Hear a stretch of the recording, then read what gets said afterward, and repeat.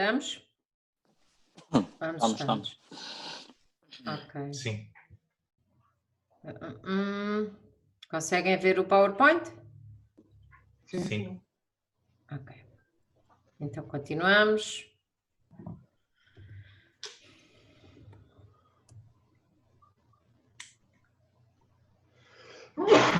Jantinho. Obrigado.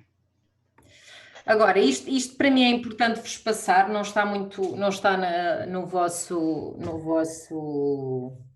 manual, no vosso referencial, mas acho importante porque pode acontecer vocês serem avaliadores, pode muito bem acontecer mesmo, e isto é importante porque estamos a lidar com pessoas e normalmente num processo de avaliação há sempre erros que são típicos e erros que podem ser muito prejudiciais para vocês enquanto avaliadores e para os vossos avaliados.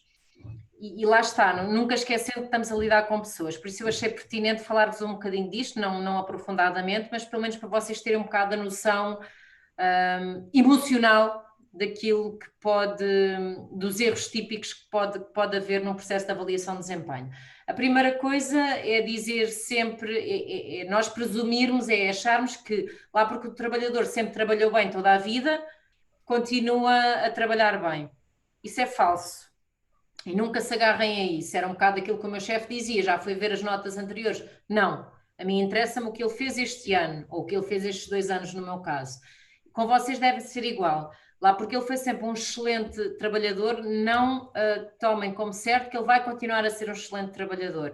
Porque ele também pode achar isso e pode achar, ele nem sequer vai ver, ou ele nem sequer vai notar e vai-me dar o excelente na mesma.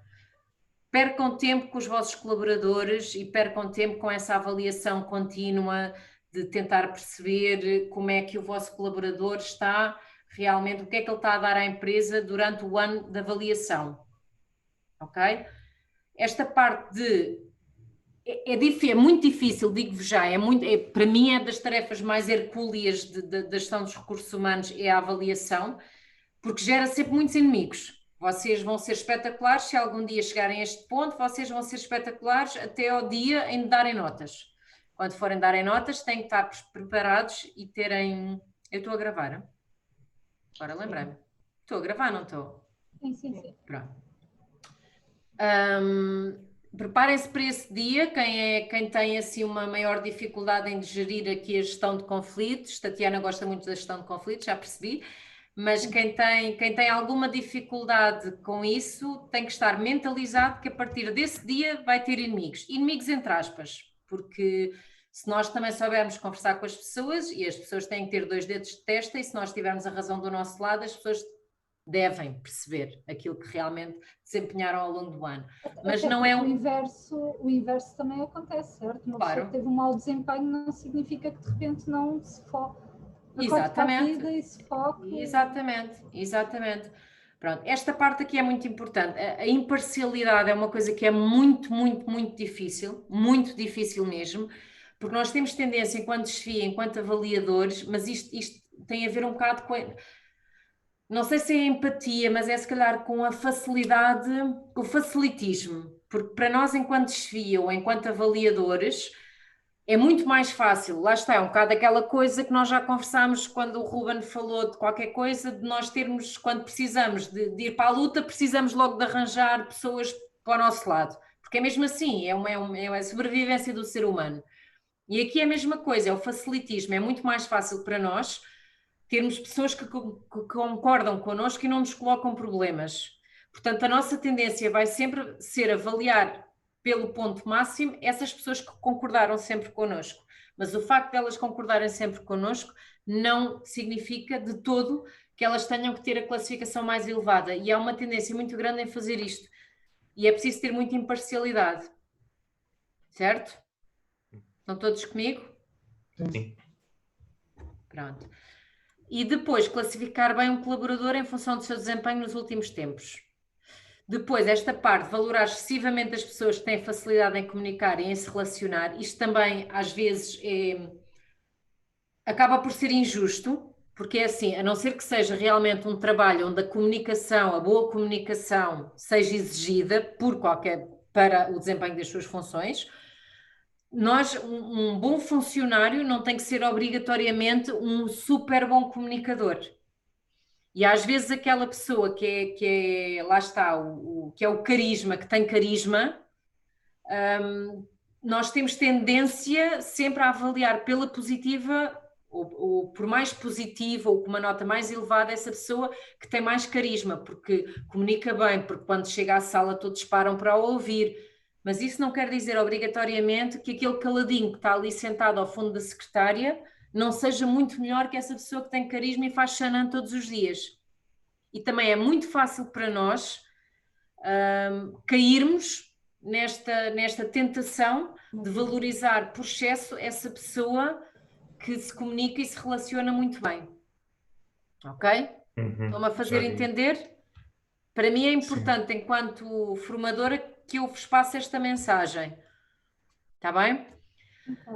Depois, isto também acontece imenso, pessoas que já atingiram um certo status, um certo nível na organização, e nós temos que as avaliar. E muitas vezes essas pessoas não estão ali na pontuação máxima, estão na pontuação média ou na pontuação suficiente, e não termos coragem, como elas estão nesse status, não termos coragem de as confrontar e lhes dar a nota merecida. Têm que ter essa coragem. Porque se derem a essas pessoas a nota não merecida, estão a prejudicar outras pessoas que a merecem. Estão a prejudicar-vos a vocês enquanto avaliadores e a vossa imagem, estão a prejudicar a empresa porque não estão a ser imparciais e não estão a ser honestos, e estão a prejudicar uma pessoa que realmente precisa. Portanto, imparcialidade acima de tudo. Ok?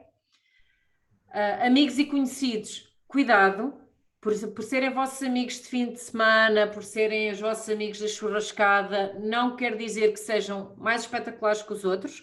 Avaliem-nos aos 100% no churrasco na vossa casa, mas avaliem-nos justamente dentro da vossa empresa. Ok? Não devem nunca revelar os aspectos negativos dos avaliados. Isto deve ser sigiloso e vocês não têm que andar a dizer às outras pessoas quais é que são os aspectos negativos da pessoa. Ok? Misturar simpatias e antipatias com a avaliação do desempenho também não. É muito difícil, porque nós somos humanos, lá está. Pronto. E é muito difícil, e eu acho que vocês percebem isso, é uma tarefa muito complicada de nós termos à nossa frente uma pessoa que detestamos e termos que reconhecer que ela merece a nota máxima. E isto requer de nós uma inteligência emocional gigante, uma imparcialidade gigante que temos que ter. Porque se essa pessoa for realmente espetacular no serviço, vocês têm que ter a capacidade de pôr a antipatia e os nós no estômago que têm com essa pessoa de lado e serem justos na avaliação, mesmo que isso implique prejudicar o vosso amigo, que vai almoçar com vocês todos os dias. Ok? Querem fazer algum comentário? Há uma tendência... Sim, Ruben. Não relacionei-me com algumas coisas, sim. Já havia acontecido alguns destes erros. Fez-lhe sentido? Sim. Pronto. Ótimo. Para mim é mesmo fundamental que vocês retenham isto, lá está, porque é a minha maneira de ser e estar, e os recursos humanos com justiça, honestidade e coração. E, portanto, para mim é muito importante, enquanto vossa formadora, vos passar este tipo de noções que são muito, muito fáceis, são erros muito fáceis de nós fazermos, mas muito fáceis mesmo, e muito difíceis, porque perdem-se amizades assim. Não sei se vocês sabem e têm consciência disso, mas perdem-se amizades assim. Portanto, ou digam logo que não querem ser avaliadores, se virem que não têm essa capacidade, é preferível não serem avaliadores, porque vocês vão ter que ser muito corajosos para serem avaliadores. Ok? Ok. E aquelas pessoas que são conflituosas dentro do trabalho, mas são bons trabalhadores também, como é que são avaliados esses? Não podem ser bons trabalhadores porque as pessoas conflituosas, sim, criam mau ambiente. Se criam mau ambiente, nunca podem ser boas trabalhadoras. Um bom trabalhador é aquele trabalhador que pode estar caladinho, o que eu digo é pode estar caladinho no seu cantinho, não conviver, não ir pegar no tabuleiro e almoçar com todos os colegas de trabalho, pode não rir à gargalhada e apenas sorrir, pode não se meter nas palhaçadas dos colegas. Mas uma pessoa conflituosa estraga, ok? Uma pessoa conflituosa mancha, traz coisas negativas. E, portanto, uma pessoa conflituosa, no meu ponto de vista, nunca pode ser um colaborador excelente, porque está a minar. E uma pessoa que mina não pode ser um bom trabalhador. Ok, Edmilson? Ok, professor. Depois, também há aqui uma tendência muito grande em nós não nos comprometermos, em não nos queremos comprometer. Lá está, não queremos nem dar notas muito boas, nem notas muito más. Então, classificamos todos pela mediana. Péssimo. Não, há colaboradores muito bons e há colaboradores muito maus. E nós temos que ter a coragem de o fazer e de os classificar. E há, obviamente, os colaboradores medianos. Mas a tendência é esta, para nós não gerarmos conflitos e não perdermos o amigo ou não criarmos inimigos, então avaliamos todos pela média. Não, está errado. Ok? A professora Silvio diz que está a tentar entrar, mas acho que não está na sala. Não tenho aqui nenhum pedido de entrada do Silvio. Ele diz que está com uma internet, qualquer coisa assim. Conseguem convidá-lo? Convidar. Eu posso aqui tentar. Vou tentar convidar. Veja lá, Ruben, senão eu tento aqui. Veja lá. Já está aqui, admitido.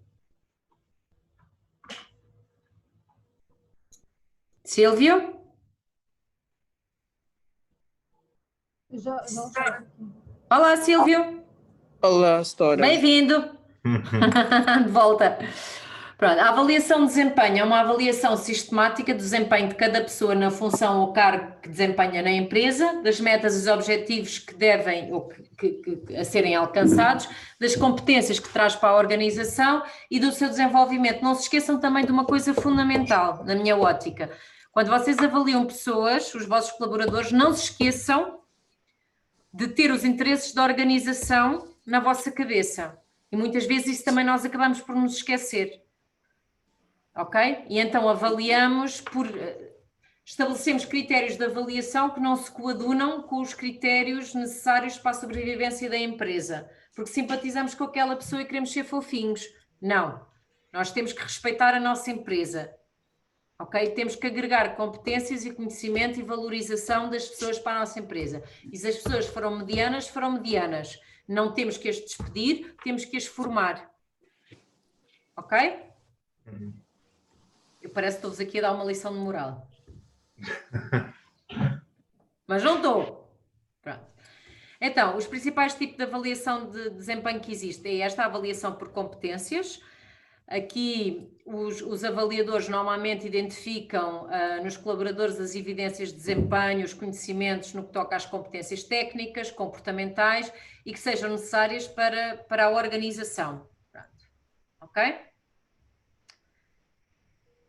Este tipo de avaliação é importante para o foco e para que a empresa se direcione para as metas pretendidas, porque uma avaliação por competências vai dirigindo a pessoa e vai moldando a pessoa àquilo que são os objetivos da empresa. Isto para quê? Para que os gestores vão perceber quais é que são as competências que os colaboradores têm, quais são as competências que são necessárias para as funções e para poder ajustar o que é que eles já têm e que já dão à empresa e o que é que ainda precisa de ser desenvolvido para atingir o ótimo. Ok? Pronto. Esta avaliação de 360 graus, alguém já ouviu falar? Não? Pronto. Esta também é conhecida como o feedback a 360. Tem-se vindo a evidenciar, embora a outra seja mais comum e é por objetivos a mesma coisa, esta tem-se vindo a evidenciar poderosa, porque nós temos feedback de múltiplas fontes, ok? Com este tipo de avaliação a 360, conseguimos obter o número máximo de informação sobre o desempenho do trabalhador a partir da quantidade de pessoas que o avaliam. Não há só um avaliador, há vários. Nós recebemos feedback de múltiplas fontes e, portanto, é difícil que todas as informações sejam mentira e que haja a tal tendência a tendência a valorizar os amigos ou a desvalorizar os inimigos. Okay? Mas neste caso seria, por exemplo, falo com o superior de direito, o diretor do departamento... Ou avaliadores. Ou avaliadores. Mas neste caso avaliam a mesma informação ou diferentes aspectos? Depende, pode haver uma grelha de critérios. Vamos imaginar, por exemplo, posso fazer uma grelha e reunir com as pessoas e dizer, digam a avaliação desta pessoa neste sentido. Ok? Pronto, e a Tatiana, como, por exemplo, pessoa direta que convive com essa pessoa, dá-me a sua opinião sobre isto. O Zé, que é o supervisor direto, dá-me a opinião sobre aquilo. A Rita, que está acima do Zé e que coordena o Zé e coordena a Tatiana e ainda coordena o colega, dá uma opinião sobre isto. Os colegas próximos que por acaso são destinados também dão uma avaliação sobre isto. É uma avaliação total, em que todos contribuem para avaliar aquela pessoa. Não tem que haver necessário... Não tem que ser só os superiores. São todas as pessoas que podem ser designadas pelos superiores. E que têm competências para a avaliação. Ok? Não devem ser pessoas que não têm competências para avaliar. Porque senão não é justo, não é uma avaliação justa. Ok? Mas a avaliação de 360 é isto. O que é bom neste sentido é que quando é uma avaliação única, unilateral, em que eu avalio a pessoa que está à minha frente, eu posso ser tendenciosa. Agora, quando eu tenho 10 pessoas a dizerem a mesma coisa, é difícil desmontar aquilo. Portanto, esta avaliação torna-se poderosa por isto. Ok? Todos comigo? Sim. E há alguma avaliação mista das duas? Pode haver, mas torna-se um bocado não coerente. Porque havendo uma avaliação... Sim, diga, Tatiana. Porque eu sinto que já estive em avaliações em que eram várias pessoas a avaliar o meu trabalho, mas foi sempre segundo determinados objetivos. Sim, quando há isto é assim, pode haver uma avaliação de desempenho a 360 por objetivos, em que os seus colegas ou os seus superiores vão dizer a sua opinião sobre se a Tatiana atingiu ou não os objetivos, como é que a Tatiana funciona, por exemplo, sob pressão, se naquele dia se atingiu ou não aqueles objetivos, porque há várias, a não ser que a Tatiana trabalhe isolada, há várias pessoas que têm a noção do seu trabalho. E isto não tem a ver propriamente com os objetivos, mas tem a ver com a quantidade de avaliadores que a Tatiana vai ter. Ok? Pronto. Qual é que é o grande objetivo principal deste tipo de avaliação a 360 graus? É a mudança de comportamento dos colaboradores e, em especial, o desenvolvimento das competências. Isto tudo deve ser confidencial e deve haver anonimato das pessoas envolvidas. Todo o processo de avaliação de desempenho, normalmente, deve ser sigiloso e está no tal dossiê dos processos individuais que a Tatiana andou a arrumar, ok? As avaliações, não são para partilhar. Depois temos a avaliação a 180 graus, que é um bocadinho parecida, usa-se muito nas empresas e aqui há uma mediação entre o gestor e o colaborador, acontece normalmente fornecendo um valioso feedback. Esta avaliação, pronto, como o nome indica, não é avaliada por uma quantidade de pessoas. Aqui existe uma oportunidade de dar e receber feedback entre lideranças e liderados e conseguimos identificar os pontos fortes, os pontos de evolução, identificando também as competências e os talentos dos colaboradores e do líder. Aqui, ao contrário dos 360 graus em que todos são avaliados, aqui normalmente existe apenas um ciclo avaliativo e é uma comunicação bilateral entre uma pessoa e a outra. Pronto, e faz aqui este ajustamento desta avaliação. Mas para isto acontecer tem que haver uma comunicação interna eficiente, isto é muito importante, porque senão todos os resultados das avaliações vão ser errados. Ok? A avaliação a 180 é muito parecida para a avaliação por objetivos, podemos dizer assim. Ok? É uma avaliação normal. Depois temos esta avaliação por comparação por pares, também é uma avaliação mais tradicional, é uma comparação entre o desempenho de 2 colaboradores. Isto deixa aqui assim um bocadinho a desejar, mas existe, ok? A comparação por pares. Embora eu fico muito cética em relação a isto, porque acho que cada caso é um caso. É um bocadinho redutível. Sim, é um bocadinho, é um bocadinho Muito, cada um. Sim, pronto. Aqui, esta avaliação é boa para pequenas equipas, mas eu não sou fã por isso, porque acho que nós não somos comparáveis aos nossos colegas, as nossas motivações são completamente diferentes, os nossos dias são diferentes. Eu, por exemplo, todos os dias acordo, eu tenho uma família numerosa, eu já às 8 da manhã já estou aos gritos, e se calhar o Ruben às 8 da manhã está na paz do Senhor e vem em stress às 8 da noite, e eu às 8 da noite é quando me sento a beber um copo de vinho relaxado e penso é a melhor hora do dia. Exatamente. Portanto, isto é tudo muito relativo e, portanto, avaliar por pares eu não acho, mesmo em empresas pequenas, não acho muito justo, mas existe. E vocês podem se deparar com isso. Depois temos a autoavaliação, nós já falámos nela. Isto devia ser, como eu disse, uma prática recorrente, não é? Já vimos aqui até pelo exemplo da Rita. A verdade é que geralmente só acontece em organizações abertas e democráticas. E porquê?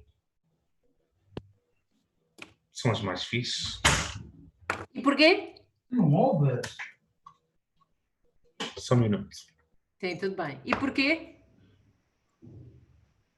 Porquê é que só as organizações abertas e democráticas é que normalmente utilizam a autoavaliação? As outras são ditatoriais. E não querem saber a nossa opinião para nada. Isso mesmo. Não querem ouvir aquilo que não gostam.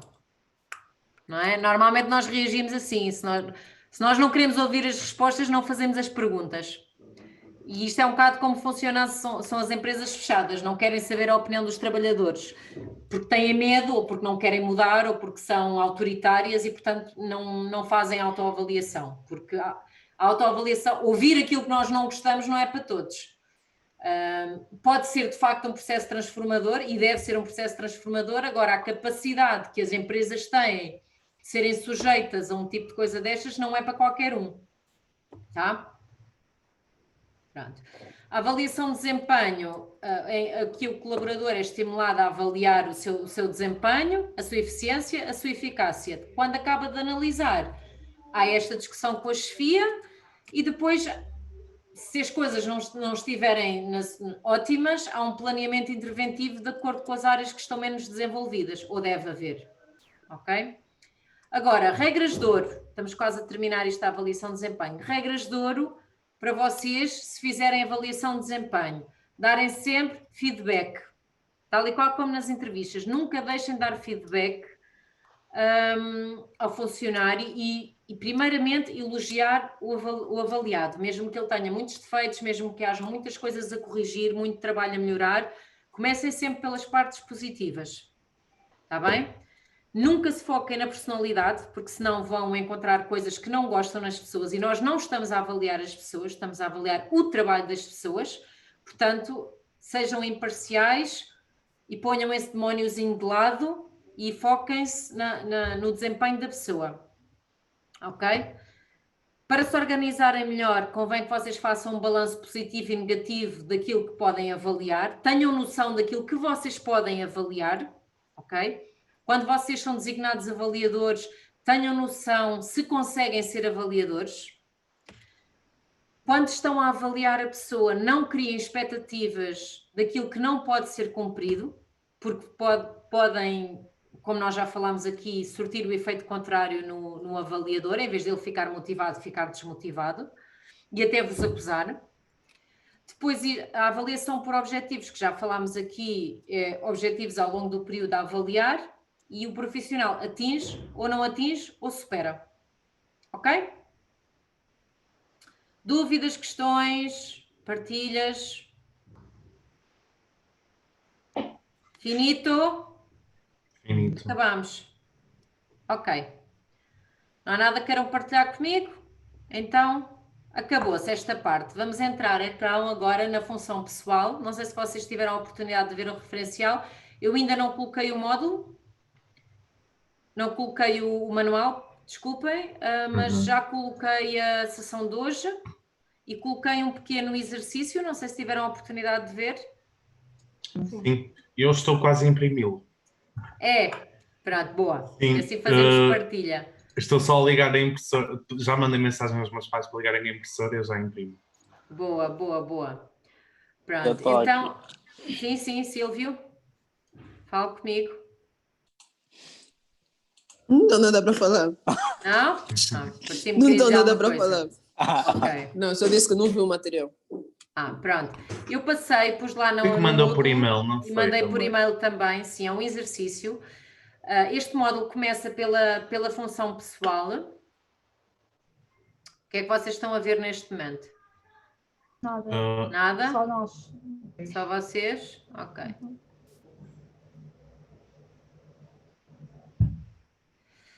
Este módulo começa pela função pessoal, que vai abranger um bocadinho daquilo que nós falamos, com um bocadinho de história, para fazermos uma introdução na legislação laboral e para vocês também perceberem a evolução que houve desde os tempos antigos aos tempos de hoje, porque o trabalho hoje em dia e a legislação não tem nada a ver com aquilo que era antigamente, e houve aqui uma evolução muito grande, sobretudo na parte da Revolução Industrial, e a mudança foi enorme.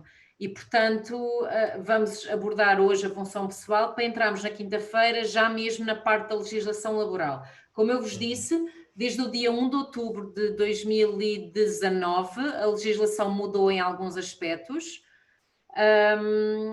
e, portanto, vamos falar nesses aspectos que, entretanto, depois também mudaram, e é isso que eu estou a mudar no vosso manual.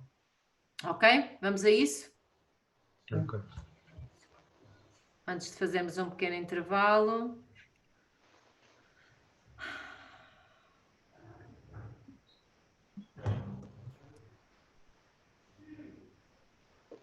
Estão comigo? Sim? Ok. Então, para este módulo, vamos falar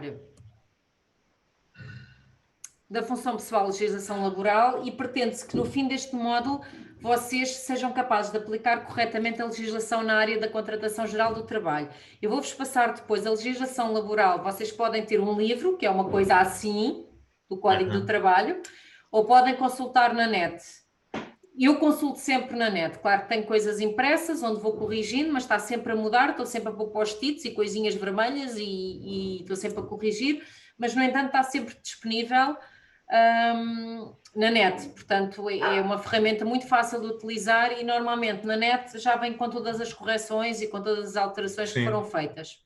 E basta clicar Ctrl F e encontramos Exatamente, exatamente. Pronto, é muito mais simples.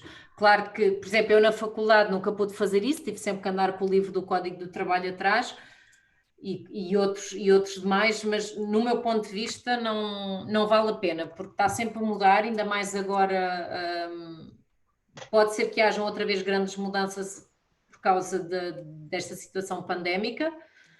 E, portanto, convém, não vale a pena estarmos a comprar livros atrás de livros e arriscar livros.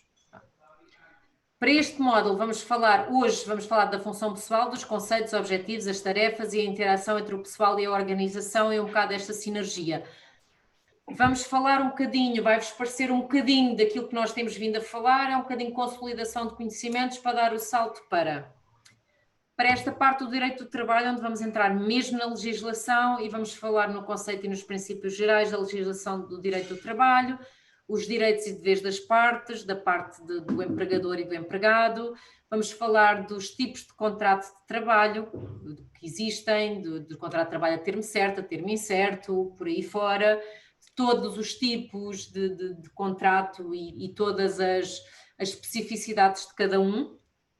Os elementos essenciais a um contrato, e aqui um bocadinho aquilo que eu vos disse, que se não cumprirem determinados requisitos podem automaticamente converter-se em contratos sem termo. Quais é que são as formas que nós podemos fazer cessar um contrato? Quais é que são as condições de celebração do tempo de trabalho? Férias, as faltas, as vicissitudes contratuais. Neste módulo, na minha perspectiva, e já o dei várias vezes, não é a primeira vez que estou a dar este módulo, é uma coisa que eu gostava de conversar com vocês.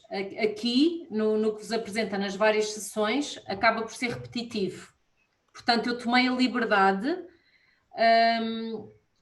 de aprofundarmos um bocadinho mais, porque acaba por ser positivo, porque se vocês forem ver no referencial, há sessões que estão sempre a repetir a mesma coisa e não vale a pena perdermos, se calhar, 3 horas a repetir a mesma coisa às voltas. Portanto, se calhar entramos mesmo a fundo na legislação laboral, trabalhamos muito, fazemos muitos exercícios práticos, porque se calhar muitos de vocês vão ter que trabalhar nisto, em elaboração de contratos de trabalho, e são coisas que não estão previstas aqui neste módulo, mas que se calhar que vos interessam saber fazer.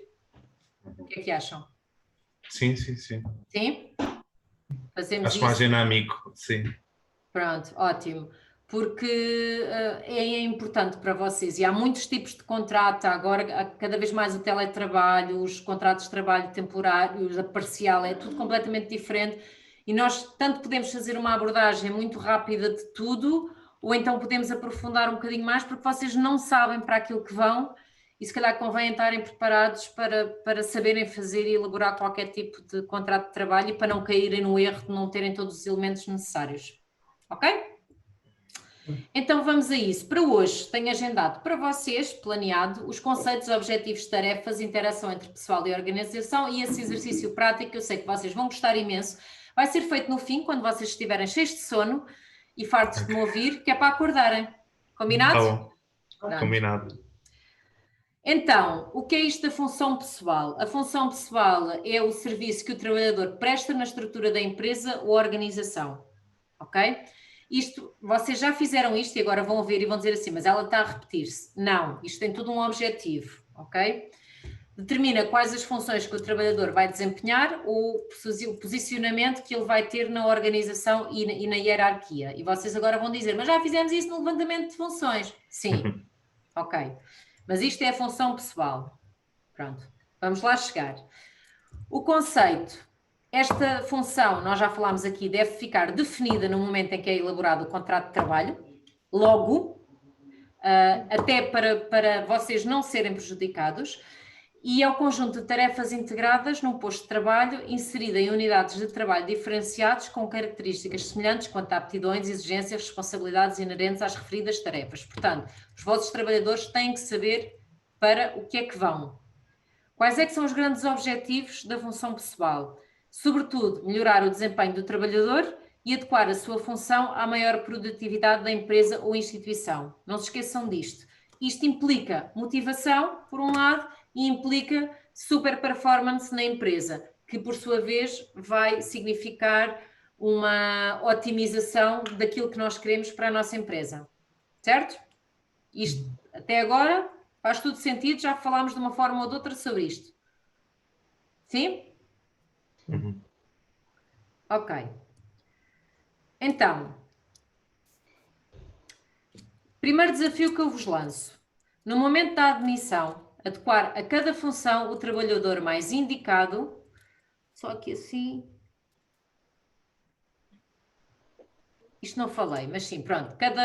Adaptar a cada função o trabalhador mais indicado para desempenhar com eficácia de forma que a sua produtividade seja elevada, refletindo-se na produtividade da empresa ou instituição. Pronto. Agora, primeira questão. No momento da admissão, adequar a cada função o trabalhador mais indicado para a desempenhar com eficácia de forma a que a sua produtividade seja elevada, refletindo-se na produtividade da empresa ou instituição. A minha questão, que relação tem esta realidade que eu vos disse aqui, de adaptação, de adequação, com a alta rotatividade que se verifica atualmente nas empresas? Não todos ao mesmo tempo, que eu fico baralhada.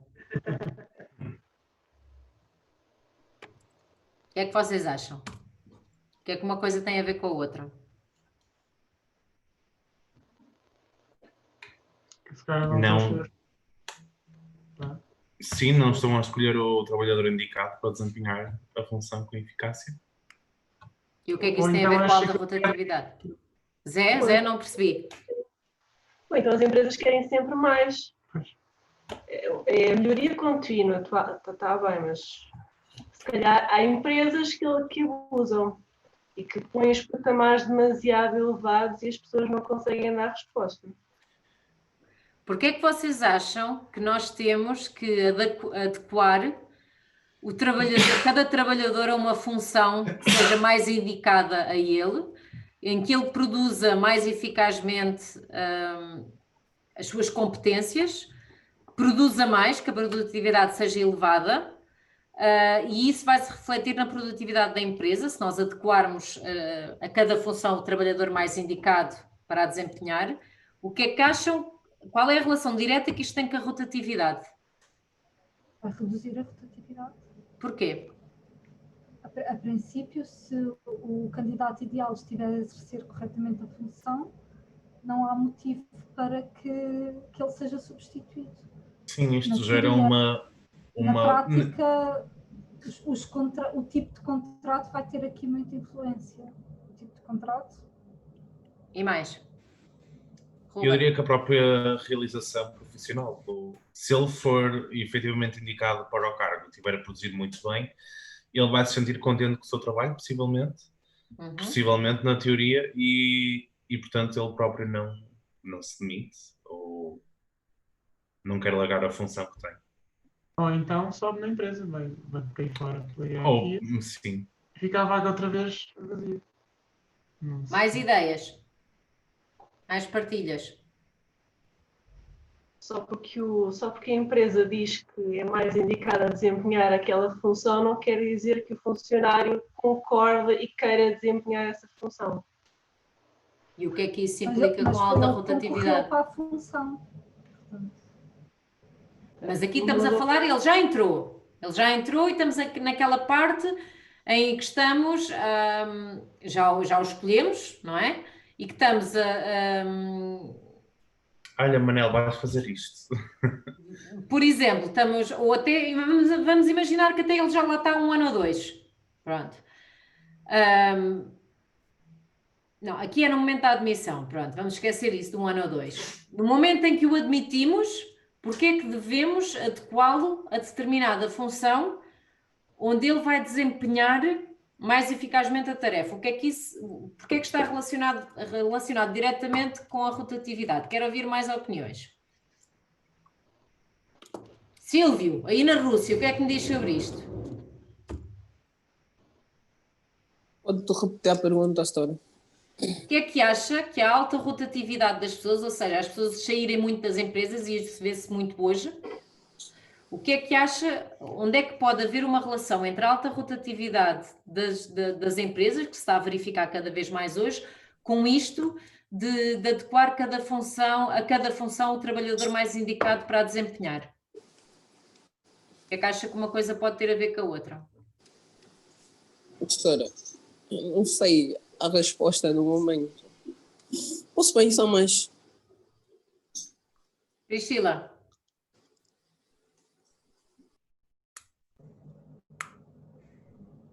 Não estamos a ver. Não estamos a ouvir, Priscila. Está ligado, mas não estamos a ouvir. Não ouvimos nada. Já ouvi agora? Sim, agora sim. Acho que eram os fones. Eu não consigo pensar em outra forma o tipo de contrato que você pode.